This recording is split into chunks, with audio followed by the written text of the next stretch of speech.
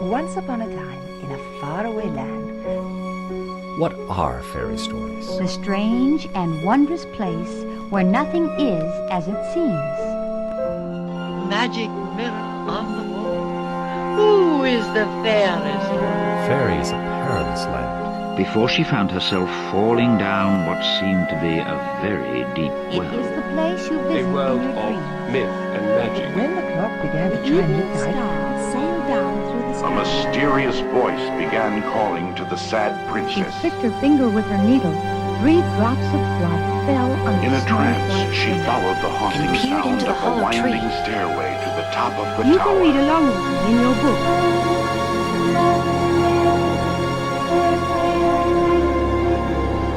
she waved her wand and said the magic words. Let's begin now. Well met witches, welcome to Storybook, Sacred Lore of Witchcraft. Today we've gathered to share a piece of sacred lore. Mother Holle, from the Brothers Grimm. A widow had 2 daughters, one who was beautiful and diligent, the other ugly and lazy. But she was fonder of the ugly and lazy one, and the other had to do all the work and was just like the Cinderella in the house.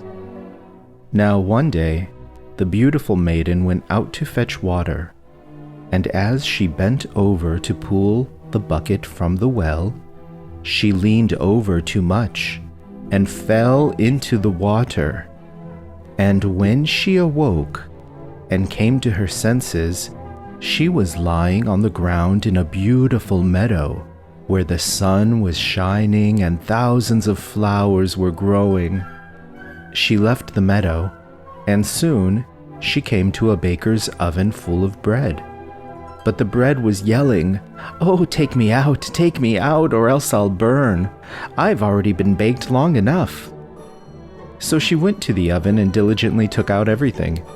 After that, she moved on and came to a tree full of apples.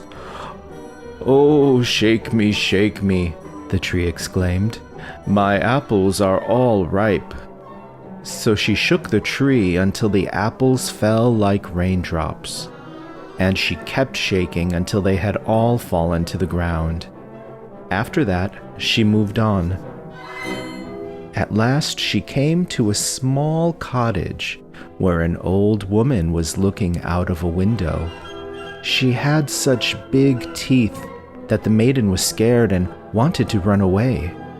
But the old woman cried after her, "Don't be afraid, my dear child. Stay with me, and if you do all the housework properly, everything will turn out well for you."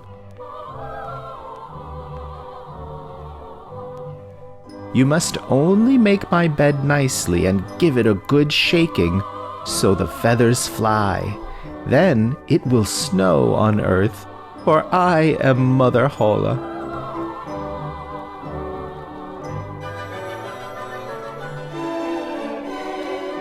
Since the old woman had spoken so kindly to her, the maiden agreed to enter her service. She took care of everything to the old woman's satisfaction, and always shook the bed so hard that the feathers flew about like snowflakes.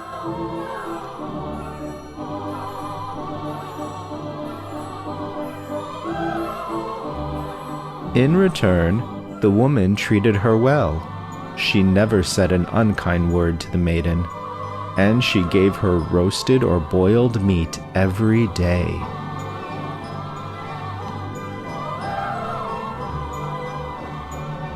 After the maiden had spent a long time with Mother Holle, her heart saddened. Even though everything was 1,000 times better there than at home, she still had a yearning to return. At last she said to Mother Holle, "I've got a tremendous longing to return home, and even though everything is wonderful here, I can't stay any longer." "You're right," Mother Holle responded. "And since you've served me so faithfully, I myself shall bring you up there again." She took the maiden by the hand and led her to a large gate. When it was opened and the maiden was standing beneath the gateway, an enormous shower of gold came pouring down, and all the gold stuck to her, so that she became completely covered with it. "I want you to have this because you've been so diligent," said Mother Holle. Thereupon the gate closed, and the maiden found herself up on earth. Then she went to her mother, and since she was covered with so much gold, her mother gave her a warm welcome. Then, when her mother heard how she had obtained so much wealth, she wanted her other ugly and lazy daughter to have the same good fortune. Therefore, this daughter also had to jump down the well. Like her sister, she awoke in a beautiful meadow and walked along the same path. When she came to the oven, the bread cried out again, "Oh, take me out, or else I'll burn. I've already been baked long enough." But the lazy maiden answered, "Do you think I want to get myself dirty?" She moved on, and as she came to the apple tree that cried, "Oh, shake me, my apples are all ripe." However, the lazy maiden replied, "Are you serious? One of those apples could fall and hit me on my head." When she came to Mother Holle's cottage, she wasn't afraid because she had already heard about the old woman's big teeth, and she hired herself out to her right away. On the first day, she made an effort to work hard and obey Mother Holle when the old woman told her what to do, for the thought of gold was on her mind. On the second day, she started loafing, and on the third day she loafed even more. Indeed, she didn't want to get out of bed in the morning, and she did a poor job of making Frau Hulda's bed. She certainly didn't shake it hard enough to make the feathers fly. Soon, Mother Holle became tired of this and discharged the maiden from her service.